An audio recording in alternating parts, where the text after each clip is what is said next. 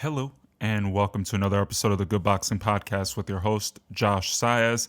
Episode 107 comes on a Thursday before the big fight this weekend. However, I'm not going to talk about the big fight. I'm actually going to talk about the fights that just passed this weekend.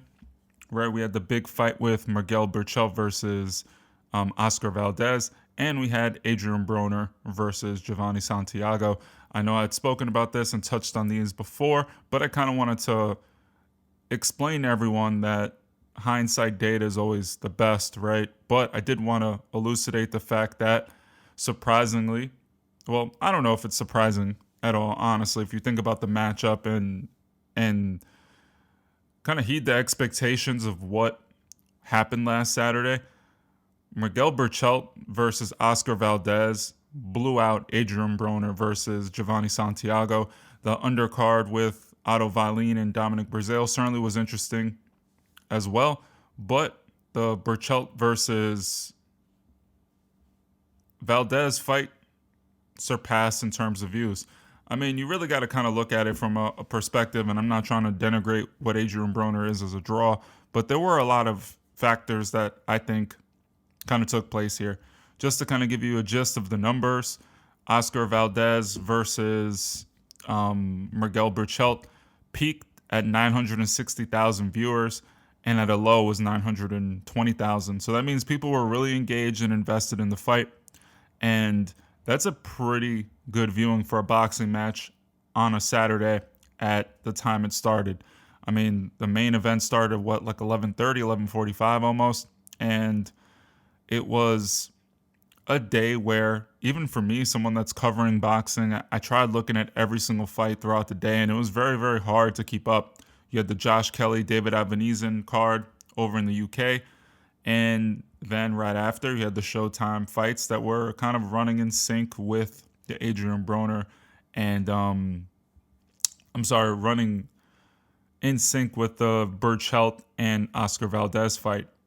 So you had two cards competing, and anytime two cards compete, in my opinion, the fight that is more interesting, especially for the audience you're trying to capture, clearly with the Miguel Berchelt and Oscar Valdez, not only is that fight fun for the hardcore fans, but ESPN did a good job of promoting the fight, in my opinion. They knew it was going to be surefire fireworks, and we got that, of course. Two Mexican fighters getting in the ring. You already know how that story normally ends, and you're going to get a war. And they delivered. Oscar Valdez, as you know, knocked out Miguel Berchelt in spectacular fashion, and the rest is history. However, Adrian Broner, in his return, only netted about 300,000 views, and a lot of people are saying that it was a flop and Adrian Broner isn't the same draw. And on top of the fact that he's not the same draw, according to certain people, they're kind of critiquing him, they're also citing the fact that he looked rusty, which was true, in my opinion. Adrian Broner was off for a while, and you clearly saw that he was rusty. A lot of people think there was a robbery that took place. Upon rewatching again, I don't know why I rewatched it, but it was a very, very close fight and could have gone either way, in my opinion. If you feel like you like Giovanni Santiago's work rate and volume versus Adrian Broner's picking of his shots and sharpness, I could see you making an argument. I just didn't see a robbery. The fight could have gone either way, and it's history at this point. They're not going to overturn the decision. The decision, and Giovanni Santiago probably won't get a rematch. But I kind of want to make the case for why I think we need to, again, I'm being an Adrian Broner apologist, but two cards competing, you're basically going to split the fan base, right? If you notice, you had 980,000 people that tuned in for the Miguel Berchelt and Oscar Valdez fight. Then you had 300,000 people tune in for the Adrian Broner versus Giovanni Santiago fight. You had ESPN, the worldwide leader in sports of the mainstream, Disney-owned. It's clearly one of the biggest sporting channels in the world, if not the biggest, right? I'm not really too sure about internationally in terms of Sky Sports and whatnot. I'm going to assume with Disney backing it, ESPN is the biggest sports channel. However, when it comes to boxing, right? Showtime's a little more of a household name in terms of boxing. I mean, it used to be the big three were HBO, Showtime, and then you had the pay-per-views where you would get King TV, Ring TV. There would be that third option for basically fights, whether it be pay-per-view or like a stream like Box Nation. There's a bunch of different ways to kind of view boxing. Nowadays, things are a little different. The main players are ESPN Plus, ESPN. You have DAZN now, who's brand new in the game, and in the beginning, there were some hiccups. And then you also have Showtime Sports, and then PBC kind of goes with Fox. It kind of spreads around and can jump from network to network. They're not really, I guess, chain linked to Showtime or whatever you want to call it. But for the most part, the boxing landscape is broken, right? If you look at how people consume content, some people stream nowadays, some people consume media after the fact. You get a lot of streams. Some people like to rewatch on YouTube. But for the most part, the landscape is different. And on this particular night, I know there was people that were streaming the fight on ESPN Plus, and I know there were people watching Showtime. But Showtime, if you look at it, is a paid subscription. So is ESPN Plus. But when you really look at it, a lot more people probably have Showtime, but it's not mainstream like ESPN. ESPN is mainstream in a basic channel on regular cable, but also the app was streaming live the fight. You didn't have to have a subscription to ESPN Plus to watch it.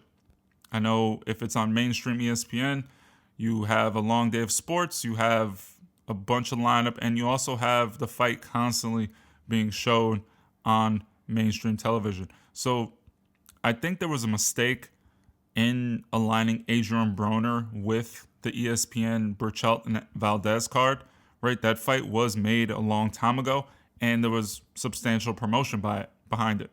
If you remember, Adrian Broner was out for 2 years and kind of took this fight on, I don't want to say short notice, but it wasn't a card that was promoted that heavy. With COVID and whatnot, they were kind of having a hard time finding a venue.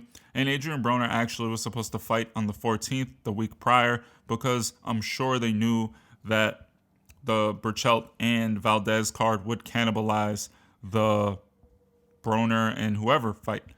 I think that's why they wanted to make it the 14th, but Adrian Broner's opponent kept changing, and then they kind of stumbled upon Giovanni Santiago, and you got the result. So I think, given the fact that you had one of the biggest fights of the year early, a fight that was heavily promoted, a name that a lot of people knew. You had two Mexican fighters with prominent records, both very familiar with each other, both very active and very offense-oriented, engaging in a war on Saturday. I think a lot of people were going to tune into that, where you could just kind of get to ESPN. You don't have to order Showtime. You don't have to look at the Showtime app. If you have a phone, you could just easily watch the ESPN card, no problem. I just think the card was a little more promoted. I do think the fact that Broner brought in 300,000 means that people aren't interested still in Broner, even against an opponent that not many people thought the fight was going to be close. I didn't think it was going to be close because based on what I saw with Giovanni Santiago, I didn't expect him to be that big and be physically that strong. Based on the fights I saw on YouTube and did my research, not a lot of people gave him a chance. I mean, if I'm not mistaken, I think the odds were minus 4,000 for Broner. It was ridiculous. It was supposed to be a blowout on paper, but I'm very, very happy with the results because it showed that Oscar Valdez is a draw, and that fight, if we make good fights, as you're seeing over and over, the Teofimo Lopez fight with Vasily Lomachenko did very well when it was on mainstream. So I think ESPN and Disney is happy with how these fights are doing, and they're going to continue to make the best programming available. That's the one thing I got to say. Say what you want about UFC. I mean, you may not be a fan. You may think, oh, the fighters don't get paid that much. But primarily the best fight the best, right? They try to link up the most interesting matchups, and they do have a consumer end interest in the fights being good, which is something that I really, really enjoy. In the beginning of the pandemic, I didn't like the programming that ESPN put out there. I was actually quite annoyed with it because we were getting 3-round fights. But I guess hindsight being 2020, I expected a quality that wasn't available at the time. They were still testing out the bubble, and now it seems like that's kind of over, and they're putting and investing more into the platform in terms of boxing. I think once fans are allowed in the stadiums, I think things are just going to be that much more interesting.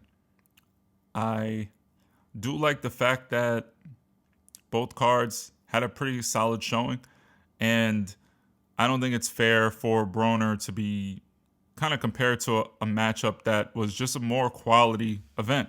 I'm not sitting here and saying that Broner's not quality. I mean, he looked rusty and he looked a certain kind of way. Broner still is a big name. I still think if you put a full card behind him, you let him get some more time in the gym, let him get sharper. I think you put him against someone that somebody actually knows and is a little more prominent. You promote it well. You don't just wait to the last minute to kind of put it together and expect, oh, I put Broner on this card with Otto Wallin and it's going to sell.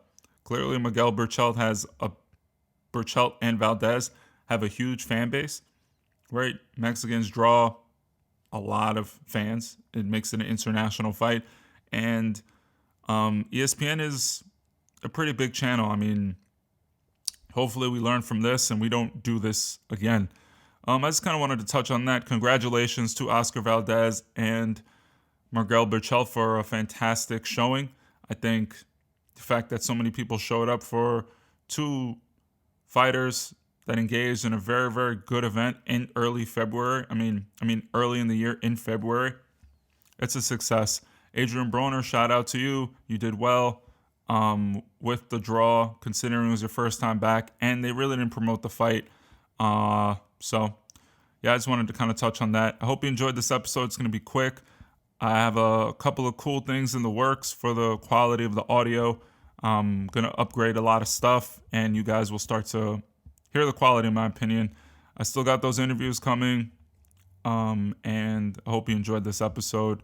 I'm just trying to stick with it and give you guys daily content and daily news updates and whatnot. The interviews are a lot more complicated considering the logistics, but I do have a couple of recorded, and I will put those together for you so they're high quality. Thank you so much. Have a good day. Support the podcast on Instagram at Good Boxing Podcast. Feel free, if you're on Spotify, to follow. The downloads and streams certainly help. If you're on Apple, I would love it if you could write a review or leave a star rating. Thank you so much. Feel free to leave feedback. Send me a DM. I really want to engage with you guys, and I'm really enjoying it. I love the DMs I receive on a daily basis and interacting with pages. I'm going to reach out to you guys, show love on your pages and whatnot. Yeah, I'm also going to be running a tally of predictions.